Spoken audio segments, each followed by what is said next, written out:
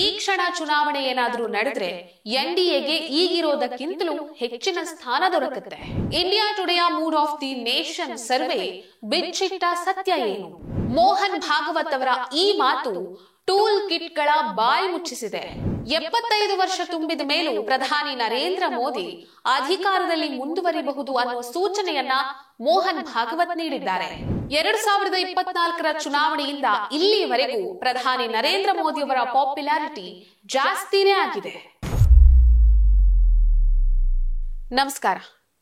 ನಿನ್ನೆ ಎರಡು most interesting ಬೆಳವಣಿಗೆಗಳು ಒಟ್ಟೊಟ್ಟಾಗೆ ಆಗಿದೆ. ಒಂದು, ಇಂಡಿಯಾ ಟುಡೇ ಪತ್ರಿಕೆಯ ಮೂಡ್ ಆಫ್ ದಿ ನೇಷನ್ ವರದಿ ಹೊರಬಿದ್ದಿದೆ.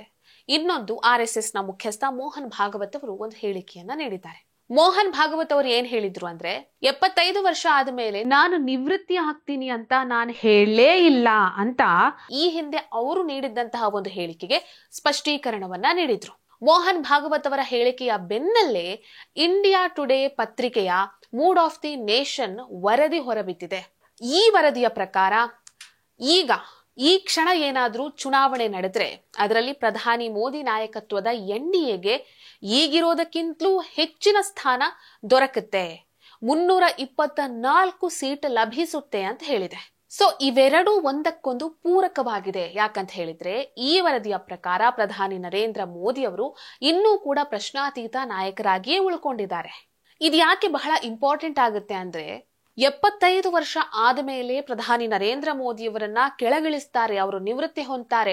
ಆಲ್ರೆಡಿ ಮೋಹನ್ ಭಾಗವತ್ ಅವರು ಕೂಡ 75 ವರ್ಷ ಆದ್ಮೇಲೆ ನಿವೃತ್ತಿ ಆಗಬೇಕು ಅಂತ ಹೇಳಿದ್ದಾರೆ ಅಂತ ಹೇಳಿಕೊಂಡು ರಾಹುಲ್ ಗಾಂಧಿ ಸೇರಿದಂತೆ ವಿರೋಧ ಪಕ್ಷದ ನಾಯಕರು ಈ ವರ್ಷ ಪ್ರಧಾನಿ ಮೋದಿ ಅವರಿಗೆ 75 ತುಂಬುತ್ತೆ, ಅವರು ಪ್ರಧಾನಿ ಹುದ್ದೆಯಿಂದ ನಿವೃತ್ತಿಯನ್ನ ಹೊಂದುತ್ತಾರೆ, ಬಿಜೆಪಿಗೂ RSSಗೂ ಏನೇನು ಸರಿಯಿಲ್ಲ ಅಂತ ಹೇಳಿ ಪ್ರಧಾನಿ ನರೇಂದ್ರ ಮೋದಿ ಅವರನ್ನ ಅಧಿಕಾರದಿಂದ ಕೆಳಗಿಳಿಸುವಂತಹ ಕನಸನ್ನ ಕಾಣ್ತಾ ಇದ್ದಂತಹ ವಿರೋಧ ಪಕ್ಷದವರಿಗೆ ಇಂಡಿಯಾ ಟುಡೆಯ ವರದಿ ಮತ್ತು ಮೋಹನ್ ಭಾಗವತ್ ಅವರ ಮಾತು ಸಿಡಿಲಿನ ರೀತಿಯಲ್ಲಿ ಬಡಿದಿದೆ.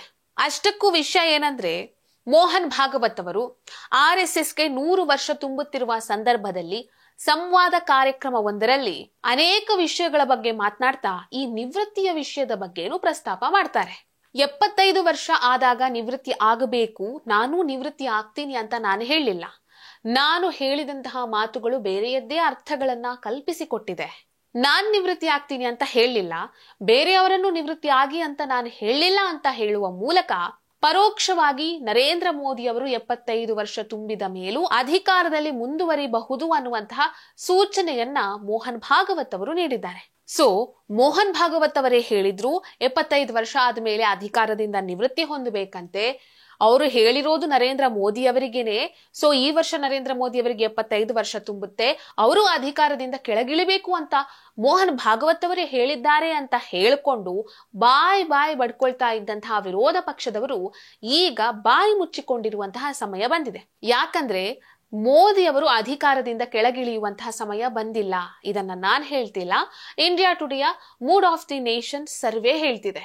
ಕಳೆದ 2024ರ ಚುನಾವಣೆಯಿಂದ ಈವರೆಗೆ ನರೇಂದ್ರ ಮೋದಿಯವರ ಪಾಪ್ಯುಲಾರಿಟಿ ಜಾಸ್ತಿನೇ ಆಗಿದೆಯೇ ಹೊರತು ಕಡಿಮೆ ಆಗಿಲ್ಲ. ಒಂದು ವೇಳೆ ಕಡಿಮೆ ಆಗಿದ್ರೆ ಎನ್ಡಿಎಗೆ 324 ಸೀಟ್ ಸಿಗ್ತಾ ಇತ್ತು ಅಂತ mood of the nation survey ಹೇಳ್ತಾನೂ ಇರಲಿಲ್ಲ. ಸೊ ನರೇಂದ್ರ ಮೋದಿ ಅವರನ್ನ ಅಧಿಕಾರದಿಂದ ಕೆಳಗಿಳಿಸಬೇಕು, ಅವರನ್ನ ದುರ್ಬಲಗೊಳಿಸಬೇಕು, RSS ಮತ್ತು ಬಿಜೆಪಿಯ ನಡುವೆ ಒಂದು ಕಂದಕವನ್ನ ಮೂಡಿಸಬೇಕು, ಭಾರತದ ಸಾಂವಿಧಾನಿಕ ಸಂಸ್ಥೆಗಳ ಮೇಲೆ ಅಪನಂಬಿಕೆಯನ್ನ ಮೂಡಿಸಬೇಕು, ಮೋದಿ ಗೆದ್ದಿದ್ದೇ ಅನೈತಿಕ ಅಂತ ಹೇಳಿ ಒಂದು ಚಿತ್ರಣವನ್ನ ಮೂಡಿಸಬೇಕು ಅಂತ ಒಂದು ಟೂಲ್ ಕಿಟ್ ಏನು ಕೆಲಸ ಮಾಡ್ತಾ ಇತ್ತಲ್ವಾ, ಈ ಟೂಲ್ ಕಿಟ್ಗೆ mood of the nation survey ಮತ್ತು ಮೋಹನ್ ಭಾಗವತ್ ಅವರ ಒಂದೇ ಒಂದು ಮಾತು ಬಲವಾದ ಪೆಟ್ಟನ್ನ ಕೊಟ್ಟು ಬಾಯಿ ಮುಚ್ಚುವಂತೆ ಮಾಡಿದೆ. ಈ ವಿಡಿಯೋ ನಿಮ್ಗೆ ಇಷ್ಟ ಆಗಿದ್ದಲ್ಲಿ ಲೈಕ್ ಮಾಡಿ, ಶೇರ್ ಮಾಡಿ, ಕಮೆಂಟ್ ಮಾಡಿ. ನೀವಿನ್ನೂ ನಮ್ಮ ಹೊಸದಿಗಂತ ಡಿಜಿಟಲ್ ಚಾನೆಲ್ ನ ಸಬ್ಸ್ಕ್ರೈಬ್ ಮಾಡಲಿಲ್ಲ ಅಂದ್ರೆ ದಯವಿಟ್ಟು ಸಬ್ಸ್ಕ್ರೈಬ್ ಮಾಡಿ. ಹೆಚ್ಚಿನ ಮಾಹಿತಿಗಾಗಿ ಪಕ್ಕದಲ್ಲೇ ಇರುವಂತಹ ಬೆಲ್ ಐಕನ್ ಅನ್ನ ಪ್ರೆಸ್ ಮಾಡಿ.